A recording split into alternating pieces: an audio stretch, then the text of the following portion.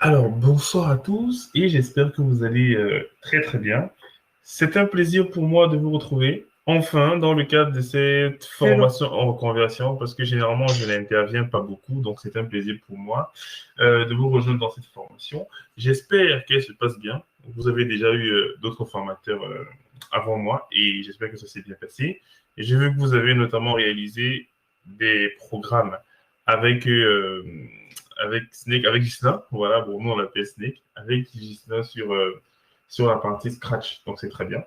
Donc moi j'interviens un peu à mi-chemin avant que vous ne commenciez la partie développement. Et bien évidemment, n'hésitez pas à nous faire des retours, hein, que ce soit par WhatsApp, que ce soit par mail, sur votre ressenti de la formation, les choses qui peuvent être améliorées, etc., etc. Moi, je vais intervenir sur la partie système.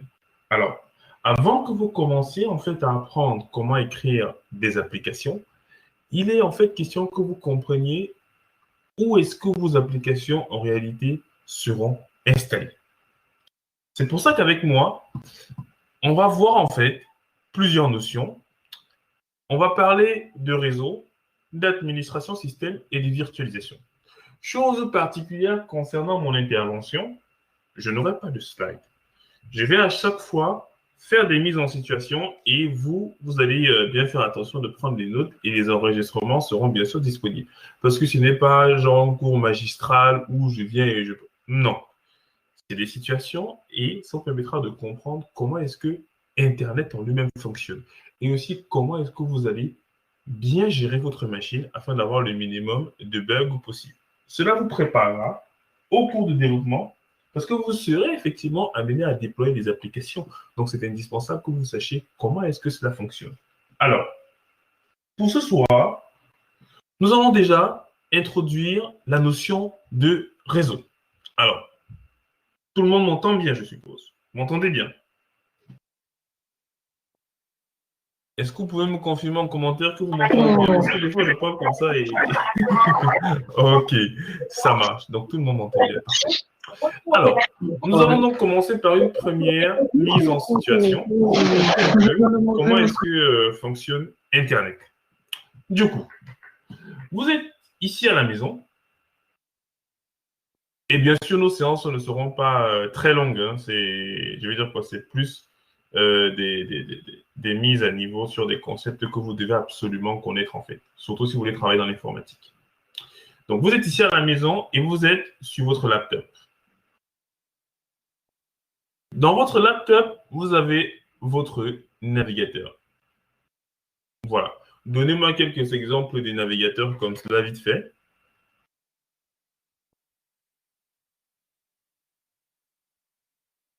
Quelques exemples. Chrome, oui. Firefox, oui. Mhm. Quoi d'autre? Opera, Explorer, très bien. Et qu'est-ce qu'on a en termes de nouveautés chez Microsoft là? Brave aussi, oui. Et quelle est l'évolution d'Explorer, d'Internet Explorer? Mhm.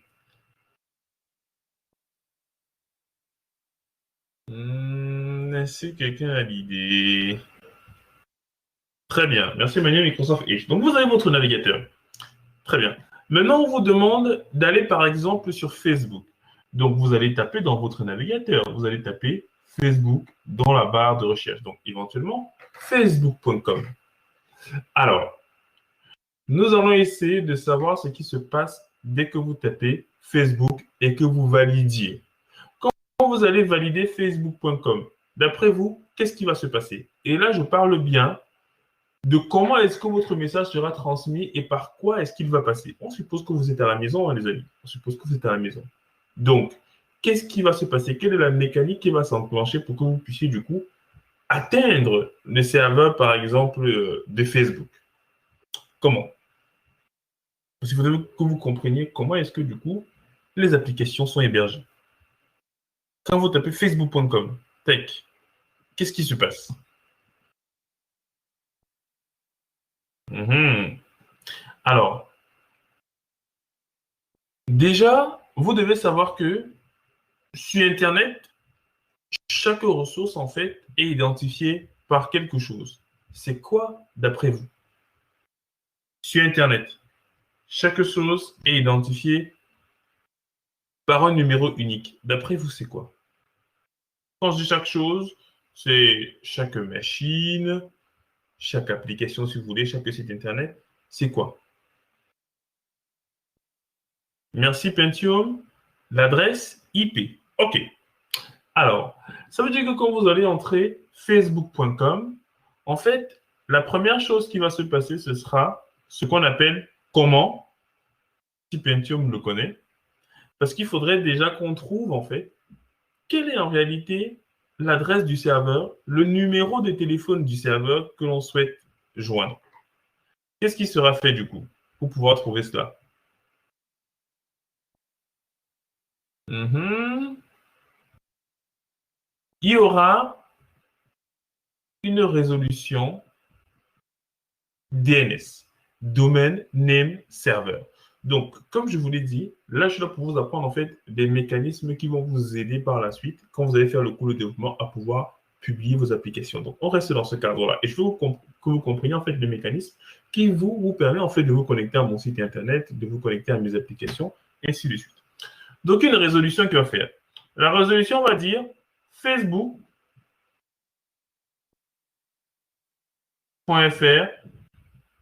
c'est qui? Il a quel IP? Il a quel numéro de téléphone? Vous voyez l'IP comme numéro de téléphone. Alors, qu'est-ce qui à la maison vous permet d'avoir accès à Internet?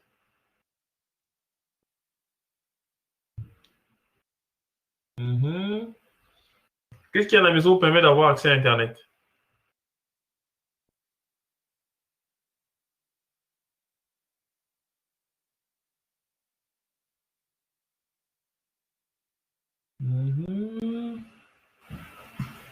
Donc, effectivement, vous avez une box à la maison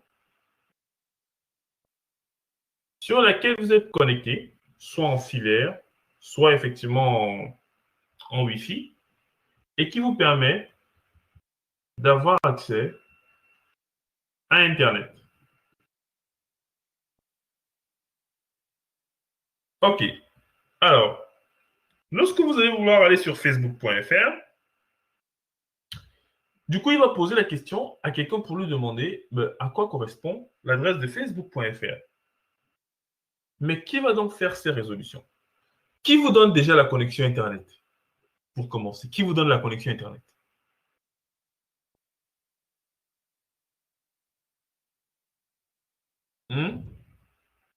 Qui vous donne accès à Internet? Un opérateur. Très bien. Ça veut dire qu'ici, votre opérateur va en fait recevoir votre demande en disant quel est le numéro de téléphone de facebook.fr et il va lui répondre en disant effectivement, donc lui va poser la question, ça va passer par la box. Ensuite, il va répondre en disant, en fait, c'est la machine qui a pour adresse tant, tant, tant, tant, tant. Il va lui répondre. Donc, votre opérateur téléphonique, Orange, Free, etc., ont en fait des machines qui sont là pour vous dire pour tel nom de domaine, on appelle ça du coup un nom de domaine, a pour adresse en fait ceci. Très bien. Alors, lorsqu'il a cette information, qu'est-ce qu'il lui reste à faire? Il ne lui reste plus qu'à partir chercher la ressource. Mais en réalité, d'après vous, Facebook est hébergé sur quoi? Facebook est hébergé sur quoi? C'est-à-dire physiquement, hein, si vous allez par exemple sur Facebook, l'application sera sur quoi?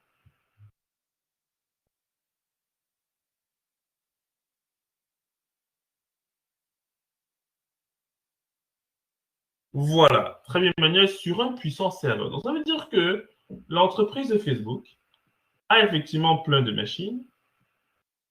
Et donc vous allez tout simplement venir, du coup, vous connecter ici. En disant, je veux donc me connecter à cette machine-là. Alors, on a dit que pour pouvoir atteindre du coup une machine, il faut effectivement connaître quelle est son adresse IP. Donc, je préfère mettre ça ici en deuxième concept, connaître l'adresse IP. OK. Alors, maintenant, ma seconde question, c'est, d'après vous, de quoi est composée une adresse IP qui représente en réalité l'adresse de votre machine?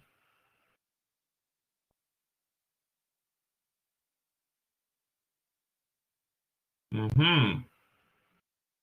Alors, l'adresse IP est constituée, on va dire, de 4 lots de 3 chiffres. Donc, ce sera 1, 2, 3, point 1, 2, 3, point 1, 2, 3, point 1, 2, 3. C'est en fait ça qu'on appelle une adresse IP. Et bien sûr, le maximum, c'est 255, 255 et 255. Alors, 255, voilà, 255. Ça, c'est le maximum que l'on puisse avoir. Je vais vous montrer tout simplement, et vous pouvez faire la manip en même temps sur votre machine, hein. Si j'ouvre ce qu'on appelle la ligne de commande, qui est tout simplement un autre moyen d'interagir avec mon système, et que je fais un IP config, en fait, je vais voir mes différentes cartes réseau. Alors, comme j'ai mis derrière le dessin, du coup, il ne s'affiche pas très bien. Mais je vois par exemple que sur mon interface Wi-Fi, voilà, sur mon interface Wi-Fi, en fait, j'ai cette adresse-ci. Ça veut dire que toute personne qui veut communiquer en fait avec moi va dialoguer avec moi via cette adresse IP-ci. Et là, je parle bien de ma machine. Ça veut dire que votre téléphone, votre tablette, comment est-ce qu'on appelle, votre télé même, si elle est connectée directement à la box en Ethernet, en fait, elle a du coup une adresse IP. Voilà la forme. Donc, vous avez effectivement 3 lots. Pardon, 4 lots de 3 chiffres. Et donc, le maximum, c'est ceci. Alors, la problématique est la suivante. C'est que si je vous demande, et bien sûr, si vous avez les calculatrices, hein, de me donner du coup le nombre maximum de machines que l'on peut adresser avec ça, vous allez me dire quoi? Si je vous demande, pour ceux qui ont peut-être une calculatrice, si je vous demande le nombre maximum de machines que l'on peut adresser avec cela, vous allez me dire quoi?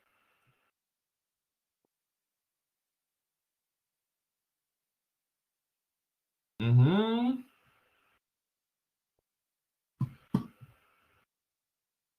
Une idée?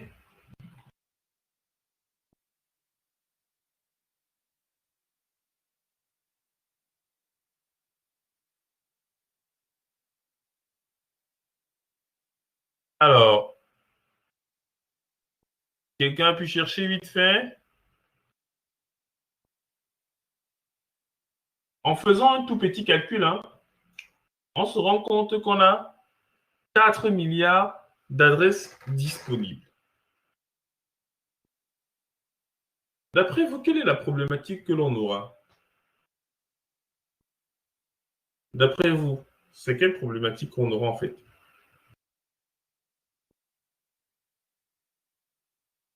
C'est un peu comme si on vous disait que vous ne pouvez qu'avoir 4 milliards en fait d'adresses de maisons dans le monde, par exemple. 4 milliards d'adresses uniques dans le monde. Quelle serait éventuellement la problématique qui va se soulever?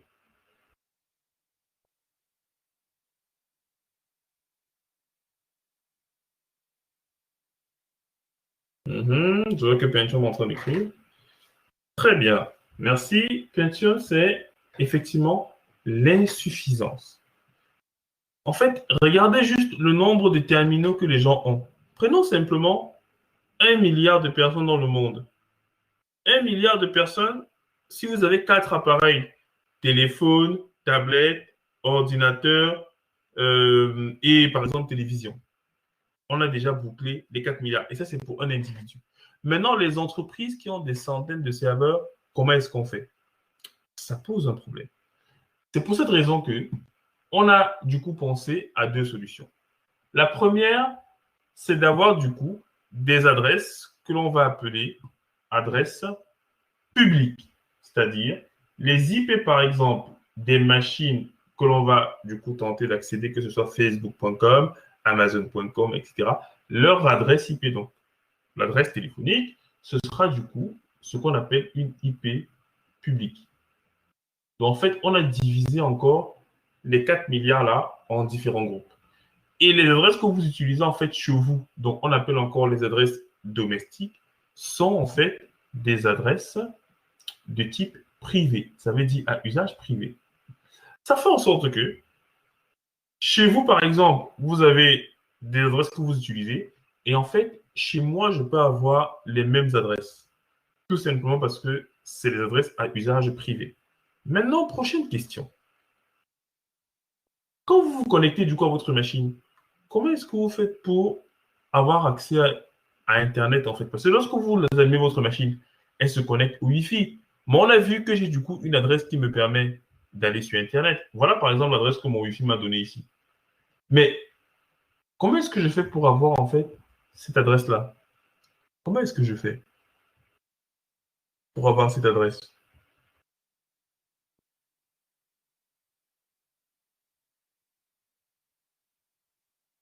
Qui me la donne? Et il prend ça où du coup?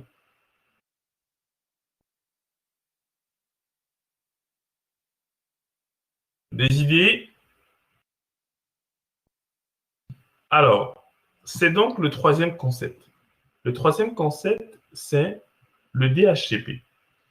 Ça veut dire que votre box Internet, en fait, va héberger un petit outil, tout petit, un petit programme qui, à chaque fois que quelqu'un va se connecter, en fait, au Wi-Fi, va dire, je te donne cette adresse-ci.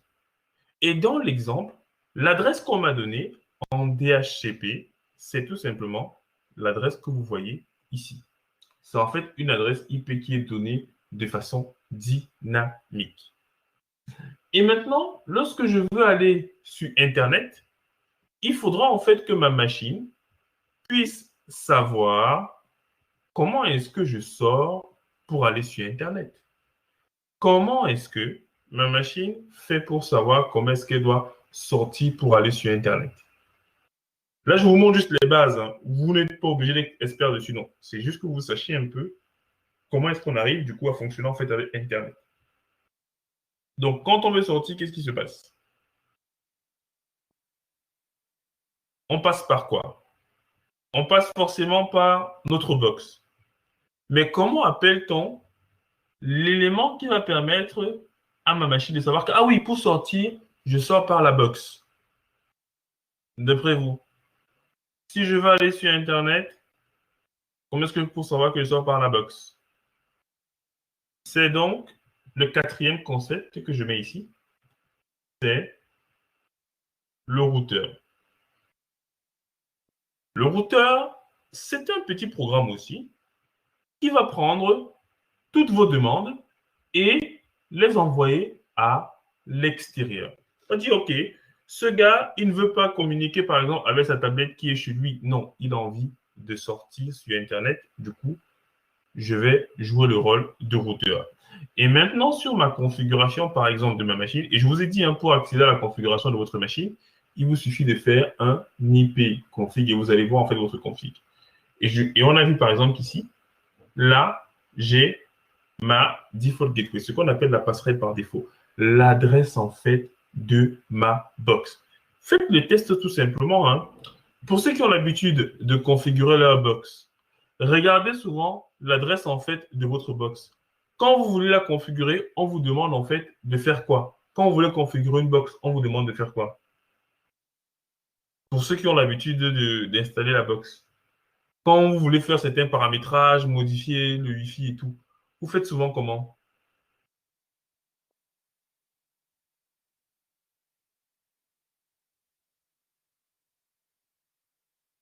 Personne ici n'a déjà touché. Personne ici n'a déjà touché au paramétrage d'une box pour modifier ne serait-ce que le mot de passe, éviter les choses comme ça. Bon, je suis persuadé qu'au moins c'est une personne. Ah, c'est SFR qui fait. Ok. Mais si vous regardez bien dans le manuel, en fait, vous allez voir que généralement, il vous donne en fait une adresse que vous allez ouvrir du coup votre navigateur et taper cela ici. C'est tout simplement l'adresse en fait de votre box. Tout simplement. Et du coup, vous allez donc partir dessus, vous connecter avec les identifiants qu'il y a en fait dans votre manuel et du coup manipuler cela. Pourquoi est-ce que je trouve que c'est intéressant que vous compreniez cela? Parce que lorsque vous allez mettre en place des sites internet, en fait, il faudrait savoir toute l'infrastructure que vous devez suivre, la partie réseau, la partie serveur et enfin comment installer l'application nécessaire. Donc, la notion qu'on vient de voir, c'est le rôle du routeur. Le routeur, un petit équipement qui va permettre de jouer la passerelle entre votre réseau domestique ou votre réseau d'entreprise et le monde externe. Adresse privée, c'est simplement des adresses qu'on ne peut consommer qu'à la maison, qu'en local. Et les adresses publiques, ce sont des adresses réservées qui permettent d'adresser des ressources sur Internet. Donc, quand je vais sur facebook.com, alors on me donne son adresse IP. Et qui me donne son adresse IP? C'est tout simplement le serveur DNS. Et le serveur DNS, il appartient à qui? Il appartient à mon opérateur téléphonique. Ce qui fait que si votre opérateur téléphonique, vous ne payez pas, ben, tout simplement, il n'a pas besoin de venir chez vous. Non, il coupe simplement cette liaison-ci. Il n'a pas besoin d'aller à 1001 endroits. Il vous empêche tout simplement de communiquer avec lui et vous n'aurez plus accès à Internet.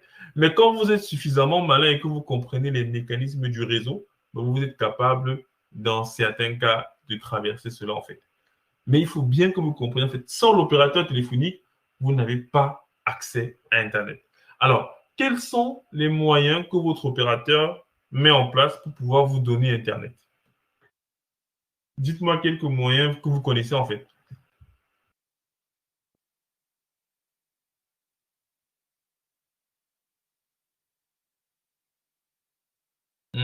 Des idées?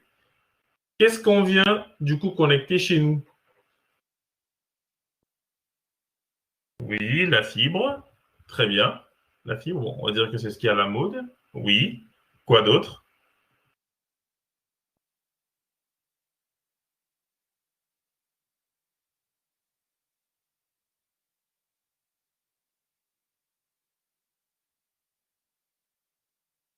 À l'époque, le téléphone filaire, donc on appelait ça comment? L'ancienne technologie, comme certains diraient. Comment est-ce qu'on appellerait cela?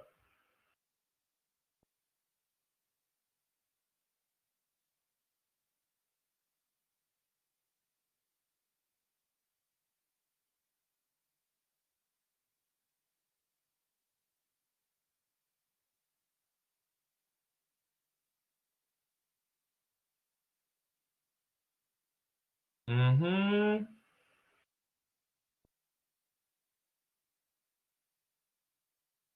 LAN, bien tenté, bien tenté. Alors, le LAN, c'est le réseau local.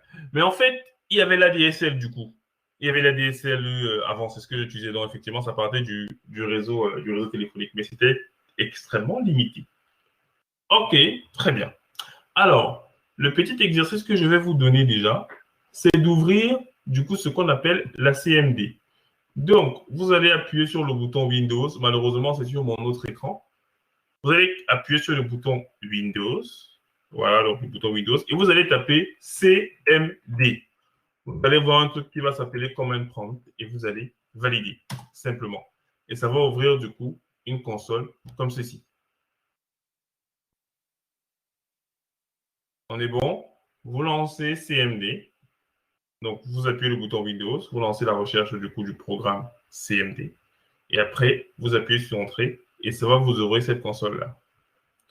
Ensuite, chacun va me donner du coup l'adresse IP privée de son interface qui est connectée à la box. Et je répète, chacun va me donner l'adresse IP privée de son interface qui est connectée à Internet. Donc, qui est connectée à la box, on va le dire ici. J'attends, j'attends.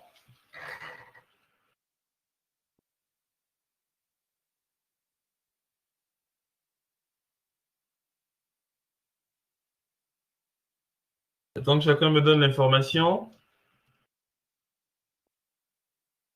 Donc, je vous ai montré mon adresse à moi et comment est-ce que je fais pour l'identifier.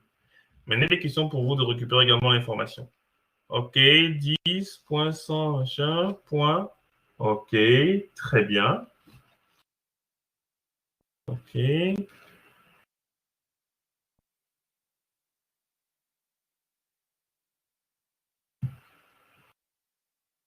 Donc, comme je le disais, n'ayez pas peur de cette console-ci, hein, on l'utilisera par la suite. La commande, c'est ipconfig. Ipconfig. Ça permet de voir quelle est sa configuration réseau. Parce que l'objectif pour nous, dans un premier temps, c'est de voir comment créer du coup de la connectivité pour pouvoir déployer ensuite vos différentes machines. Donc, vous me donnez l'IP que vous utilisez.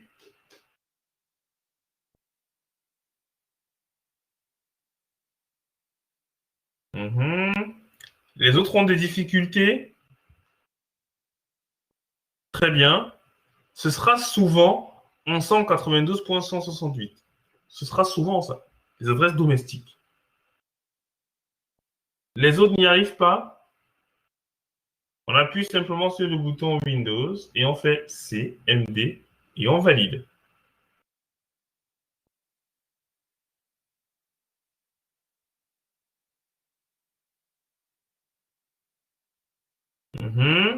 Très bien, Emmanuel. Donc, effectivement, ta machine se trouve dans ce réseau-là. OK. On attend encore Cyrielle et Anne et éventuellement Kevin.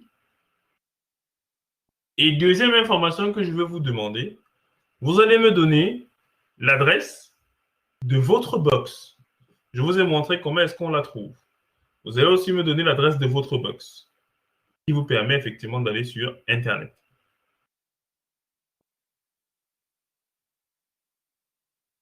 Donnez-moi également l'adresse de votre box de la même façon.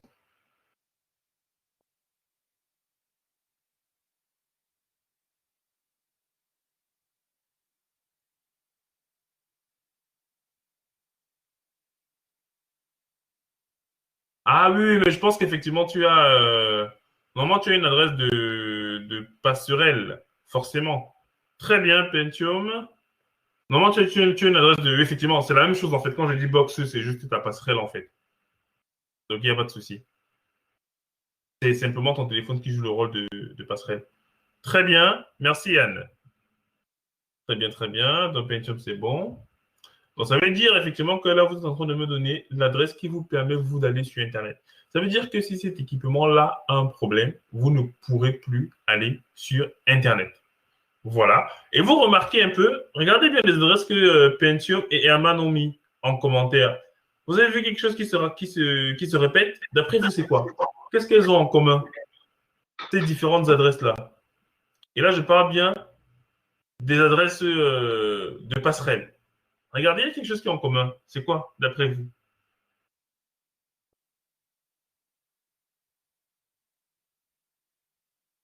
Non, pas directement l'opérateur. Regardez juste les adresses.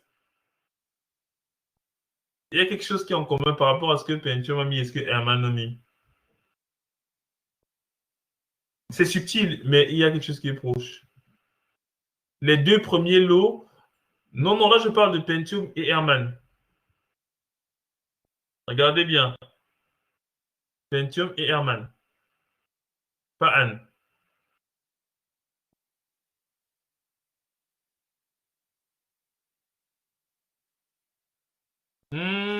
Non, non, non, non. Non, ce n'est pas la même chose. C'est pas la même chose.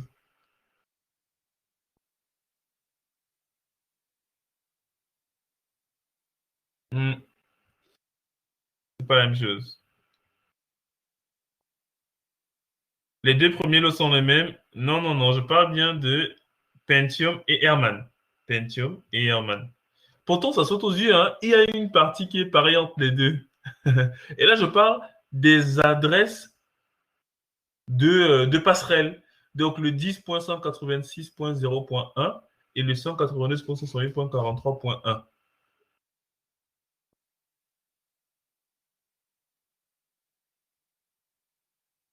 Donc peut-être qu'en lisant, du coup, vous avez vu il y a quelque part où c'est la même chose.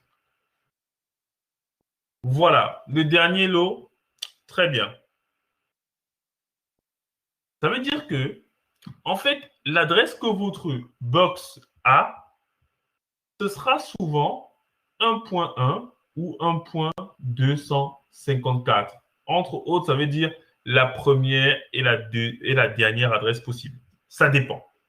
Ça dépend des opérateurs, ça dépend de ce qu'ils ont décidé. Donc, en fait, ce sera souvent ça, l'adresse de votre passerelle.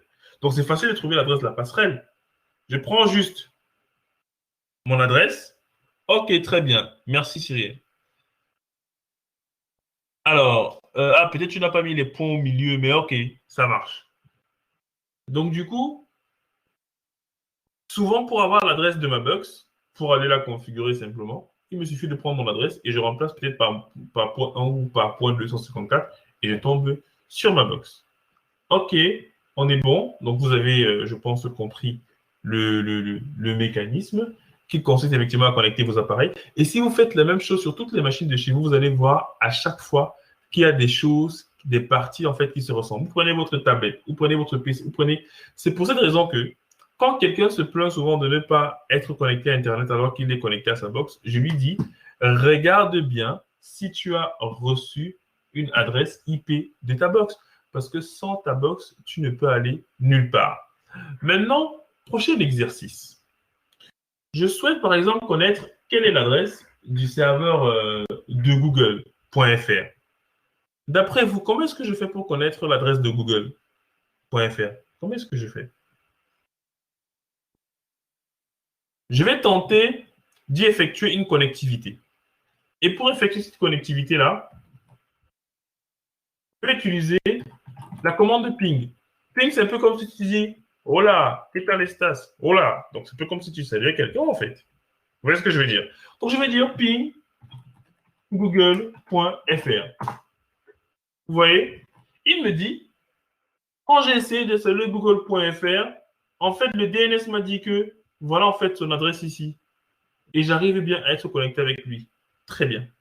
Ça nous permet souvent d'être sûr que le serveur est bien joignable, mais aussi de voir quelle est l'adresse IP du serveur concerné. Est-ce que vous voyez un peu le mécanisme? Je veux savoir si un serveur particulier est disponible. Je veux savoir si mon site internet est online. Alors, je teste la connectivité avec lui. Ou alors, si je veux son IP, ben, du coup, je mets le nom et ensuite, le nom est translaté. Et c'est en fait ce qui se passe quand vous tapez dans votre navigateur google.fr. En fait, il va aller récupérer cet IP-ci et remplacer en fait dans votre navigateur. Maintenant, d'après vous, et si je reprends mon schéma, quand vous partez sur Google, à un moment donné, ou même sur Facebook, revenons sur Facebook. Facebook, quand vous partez, par exemple, vous tapez facebook.fr, qu'est-ce que Facebook vous renvoie? D'après vous, qu'est-ce que Facebook vous renvoie en fait? Je répète ma question. Lorsque vous tapez facebook.com, Facebook, vous le trouvez.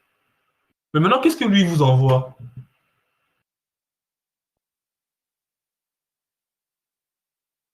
Mhm. Parce qu'il y a bien quelque chose qui s'affiche. Donc ça veut dire qu'il vous renvoie des choses. Qu'est-ce qu'il vous envoie du coup?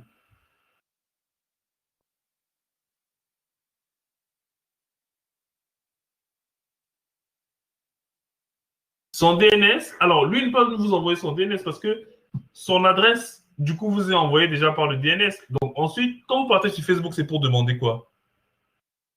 Quand vous vous connectez à Facebook, qu'est-ce qui vous est affiché en fait? C'est quoi? Simplement. Parce que pour avoir l'adresse, vous l'avez déjà eu via le DNS de votre opérateur. On est bon. Maintenant, lorsque vous avez son adresse, maintenant vous partez chez lui, non? Sauf que quand vous partez chez lui, qu'est-ce que vous lui demandez? Quand vous partez sur Facebook, qu'est-ce que vous demandez à Facebook? Ou alors qu'est-ce qui s'affiche chez vous? Ça peut vous paraître un peu, je veux dire quoi? Ça peut vous paraître un peu trop simple, hein? Mais allez-y, répondez instinctivement. Quand vous êtes dans votre navigateur, vous êtes facebook.com, qu'est-ce qu'on vous donne?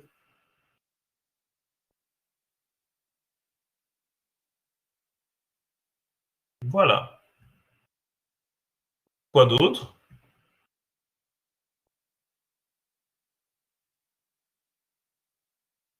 La page d'accueil, voilà. Si vous vous êtes déjà connecté, qu'est-ce qu'on vous envoie ensuite?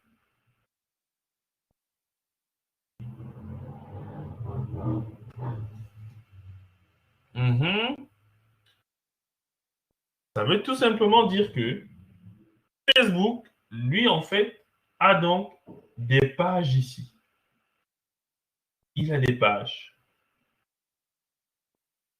Et on appelle encore cela comment? Page, comment? Page, très bien. Page web. Donc, en réalité, Facebook, c'est un service web. Et donc, comme c'est un service web, quand vous allez aller dessus, il va vous envoyer des pages. En fait, c'est les pages là qui s'affichent ici. Est-ce qu'on se comprend? Ce sont les pages là qui s'affichent ici. Alors, lui, il doit vous envoyer ces pages-là. On est d'accord? Il doit vous envoyer ces pages. Mais, on a dit que les adresses privées que vous m'avez données tout à l'heure, ça ne peut être utilisé qu'à la maison. Comment est-ce que Facebook fait donc pour savoir comment est-ce qu'il doit vous envoyer ces informations-là? Je répète ma question. Votre adresse qui est en 192 points machin et tout, en fait, ça ne peut pas aller sur Internet. On bloque. Ce ne sont que quel type d'adresse qu'on peut retrouver sur Internet?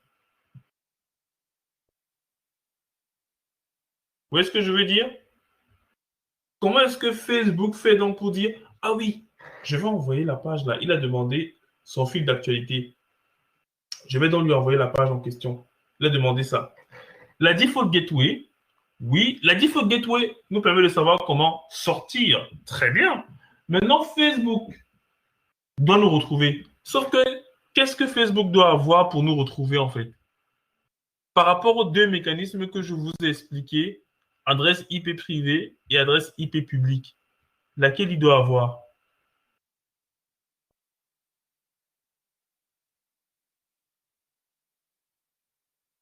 Très bien. Il doit avoir votre adresse IP publique. Ça veut dire en réalité que toutes les box Internet ont une adresse IP publique. Ce qui permet effectivement aux gens qui sont, par exemple, ici, de pouvoir venir discuter avec nous. Et lorsque ça arrive ici, qu'est-ce que votre box dit? Ah oui, je connais le gars qui t'a demandé tout à l'heure. En fait, c'est celui qui a l'adresse IP privée ici que moi je gère. Mais sinon, Facebook ne peut pas directement vous atteindre. Imaginez si on pouvait directement vous atteindre, vous, sur votre machine. Ce serait une vraie folie. Est-ce qu'on se comprend? Imaginez si vous étiez directement joignable. Ça veut dire que quelqu'un est chez lui, là, il dit, ah oui, j'ai l'adresse, par exemple, de Cyrielle. Ben, du coup, je peux directement me connecter sur sa machine. Donc, il pourrait éventuellement vous pirater. Mais non. Chacune de vos box possède donc une adresse IP publique. Pour vous prouver cela, vous allez dans votre navigateur, vous allez ouvrir une autre page. Ici, tac. Je vais vous donner le nom, je vais vous donner le lien dans le truc. My IP. Je vais vous donner l'adresse du site. C'est un site bateau. Hein. Vous allez voir. Voilà, My Public. Voilà. Donc, je vous donne par exemple le lien. Moi, j'ai simplement tapé My Public IP parce que généralement, je fais les recherches en anglais. Donc, il me dit en fait que voici l'adresse de ma box. Est-ce que vous voyez ce que ça veut dire? Ça veut dire que depuis l'extérieur, c'est comme ça en fait que les gens me voient. Et si je veux donc que quelqu'un vienne de l'extérieur pour se connecter à des ressources chez moi ou pour me parler, en fait, il faudrait qu'il ait cette information-là. Sauf que cette information, vous ne devez jamais la divulguer à quelqu'un. Parce que si quelqu'un a votre adresse IP publique, c'est un peu comme s'il a l'adresse de chez vous. Je répète, si quelqu'un a votre adresse IP publique, c'est comme s'il avait l'adresse de votre maison, de votre domicile. Il n'a peut-être pas le numéro de votre chambre au Crous, entre parenthèses, mais il saura que vous venez du Crous. Et c'est comme ça, en fait, que quand vous téléchargez des fichiers illégalement sur Internet, en fait, ils vous retrouvent avec cette information-là. Tout ce qu'ils ont à faire, c'est regarder tous ceux qui sont venus chercher le fichier et ensuite dire, OK, ça c'est son IP public, ils appellent maintenant les opérateurs. Ils disent, on veut savoir quel abonné a telle adresse IP publique, donc visible sur Internet. Et en fait, ce sera l'adresse de votre box. Et dès qu'ils voient, on leur donne votre adresse du coup de la maison, ben, ils signent l'amende et ils vous envoient cela. Je ne sais pas si certains ont déjà reçu des amendes venant de la société Canopy. Mais en fait, c'est comme ça qu'il fonctionne. Donc, tout ce que vous faites sur Internet, en fait, on peut retracer d'où ça vient. Et c'est pour ça que vous voyez souvent sur Internet, on a dit telle personne a été piratée, on sait que ça vient de la Chine. Tout simplement parce qu'on a pu identifier d'où est-ce qu'il venait. Donc, toute chose que vous faites sur Internet, et c'est ça que les gens s'insurgent en disant oui, Internet n'est pas libre et tout, parce qu'on nous flique. En fait, tout le monde est fliqué. Ça, c'est sûr. Donc, cette information-ci, vous devez très bien la garder. Donc, j'ai mis le lien ici. Vous pouvez aller voir. Hein. Vous allez en fait vous rendre compte que c'est l'adresse que votre opérateur vous donne et c'est ça qui vous permet en réalité d'être joignable depuis l'extérieur. Donc, quand Facebook veut discuter avec vous, en fait, c'est comme ça qu'il le fait. Sinon, il ne pourrait pas en fait vous joindre parce qu'il ne peut pas atteindre une adresse IP privée. C'est ça en fait le principe. Est-ce que c'est good pour ce mécanisme-là? Donc, je le note ici. Donc, vous récupérez vos pages web. Voilà. Vous récupérez vos pages web, ça s'affiche chez vous et vous êtes content. Donc, en fait, à chaque fois que vous allez cliquer, l'information va aller et après, ça va atteindre. Du coup, Facebook va dire, ah oui, lui, il veut ça. Mais du coup, il lui renvoie. Alors, ça veut dire que si je change d'opérateur, c'est exactement, Emmanuel. Si tu changes d'opérateur, mais du coup, le nouvel opérateur, ou même si c'est le même, il va revenir te câbler.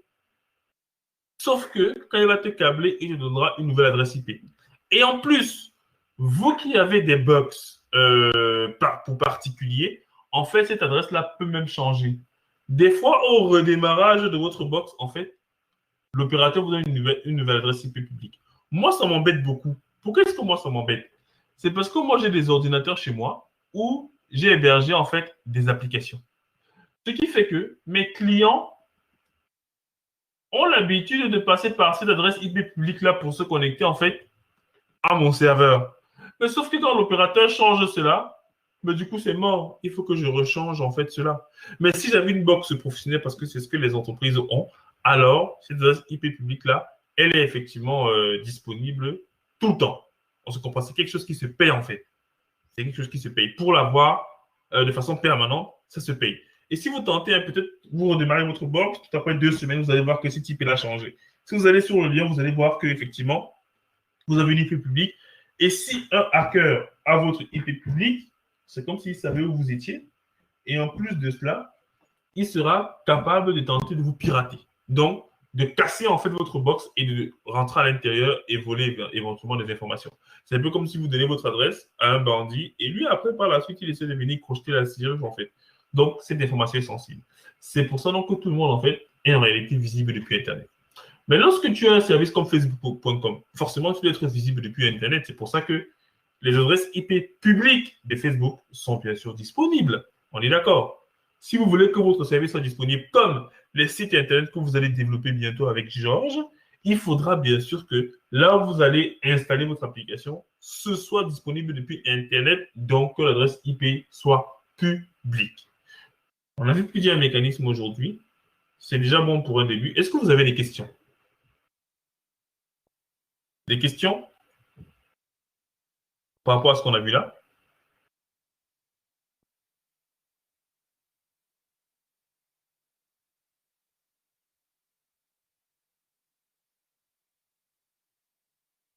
Alors, du coup, s'il n'y a pas de questions, un petit exercice. Du coup, alors, est-ce que...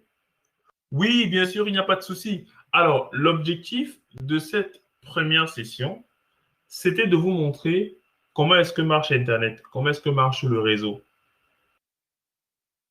On a dit que pour pouvoir communiquer avec d'autres ressources, notamment les serveurs à l'extérieur ou Google ou Facebook, il faut qu'on ait une adresse IP.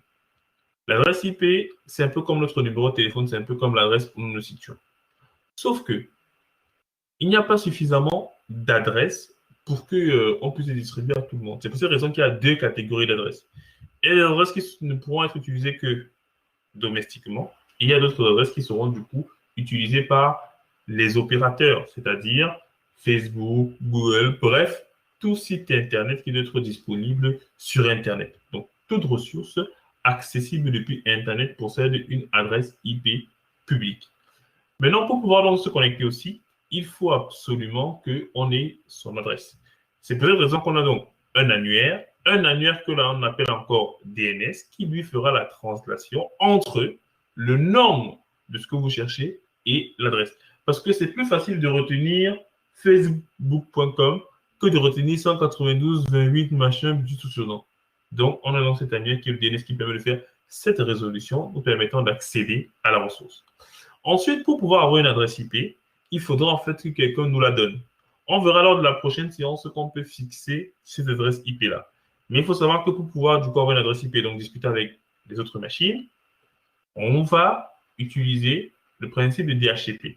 Le DHCP, c'est tout simplement un petit logiciel qui est installé sur notre box et qui va nous donner automatiquement l'adresse. C'est pour ça que sur votre téléphone, sur votre tablette ou sur n'importe quoi, vous allez en fait voir que vous avez une adresse IP qui vous est donnée par ce dernier. On a également dit que pour pouvoir du coup sortir de notre box, il faudrait déjà qu'on sache où se trouve notre box. Et cette information nous est donnée par la passerelle par défaut, la gateway. La passerelle, c'est donc l'adresse IP de notre box et donc via laquelle on va pouvoir sortir et aller sur Internet. C'est le rôle du routeur. Et enfin, lorsqu'on se connecte au service distant, lorsqu'on se connecte au site Internet qui nous intéresse, lui, il va ensuite nous répondre en nous envoyant les pages web qu'on demande. Et ces pages web-là vont nous être envoyées parce qu'on peut être joint depuis Internet via notre adresse IP publique. Et comment est-ce que Facebook saura d'où est-ce qu'on vient? Dans le paquet, dans le message, dans le courrier qui lui sera envoyé, il verra en fait l'adresse de l'expéditeur. Et l'adresse de l'expéditeur, ce sera effectivement l'adresse IP publique ci de notre box que je vous ai montré. Donc, quand Facebook veut me répondre quand je suis sur Facebook, du coup, il utilise en fait cette adresse IP publique-là. Et moi, pour sortir, j'utilise l'adresse IP privée de ma box. Il m'envoie les pages web, etc., etc. En espérant avoir été beaucoup plus clair, en espérant avoir un peu résorber les éventuelles difficultés que tu avais. On est good, Pentium? D'autres questions? Ça permet de comprendre toute la mécanique qui vous permet effectivement d'aller sur Spotify, d'aller sur Facebook, d'aller sur WhatsApp. Ils ont des serveurs. Et ces serveurs sont accessibles et vous allez chercher simplement les pages web. Et ce sont ces mêmes pages web que vous allez développer dans le cadre de cette formation. C'est pour ça que je voulais que vous compreniez déjà. Parce que quand on va bientôt vous demander de publier un site de e-commerce, voilà. C'est vraiment ça. Parce que quand on vous demandez de développer un site de e-commerce, en fait, ce sera ce même principe que vous allez appliquer. Un client va venir vous dire, oui, Pentium, oui, Cyrielle, je veux avoir mon site internet et tout avec ce nom-là, etc. Il faudrait que vous compreniez les mécanismes qui permettent, même après avoir codé votre application, comment la mettre à la disposition d'usagers. Donc, vous allez penser IP public, vous allez penser nom DNS, etc., etc. Alors, euh, pour, euh, pour devoir, du coup, vous allez me préparer pour la prochaine séance.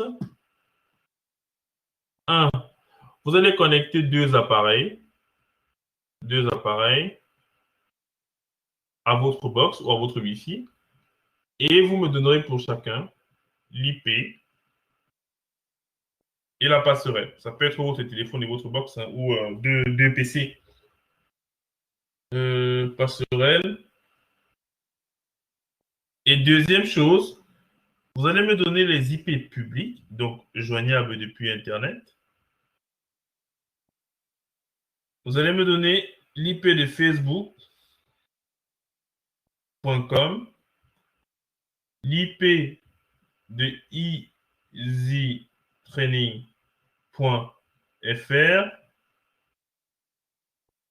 l'IP de, comment est-ce qu'on appelle encore ce site-là? Et on va dire de 3 autres sites que vous utilisez beaucoup.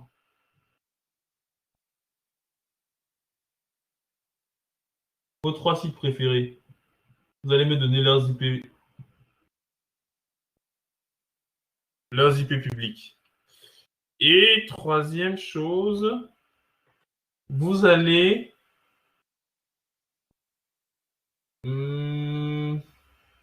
chercher un peu comment trouver l'adresse de votre réseau domestique. Là, c'est une recherche, hein, c'est pas, on n'a pas vu ça. L'adresse de votre réseau domestique. Donc, le réseau en fait que vous avez à la maison, hein, ça peut être le réseau de votre hotspot ou quoi que ce soit, mais vous allez trouver, vous allez chercher simplement l'adresse de votre réseau. C'est tout. Donc, de votre réseau de la maison. Et 4, vous me donnerez aussi l'IP public de votre box. Ça, on l'a vu. Des questions?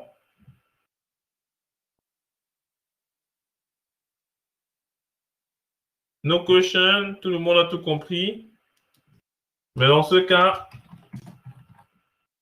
c'est parfait. On fera aussi de la virtualisation dans le cadre du cours, hein, comme je vous ai dit.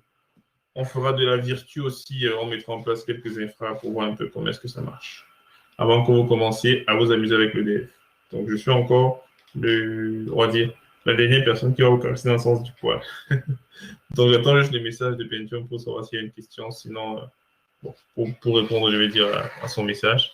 Et après, on arrêtera. Ah, bon, du coup, c'était pour dimanche derrière. Ok, ça marche. Donc, sur ce, je vous souhaite une très, très belle soirée et on se retrouve, je crois, mardi pour la prochaine séance. Allez, bonne soirée, à bientôt. N'hésitez pas, je suis disponible sur le chat s'il y a une question. Ciao, ciao.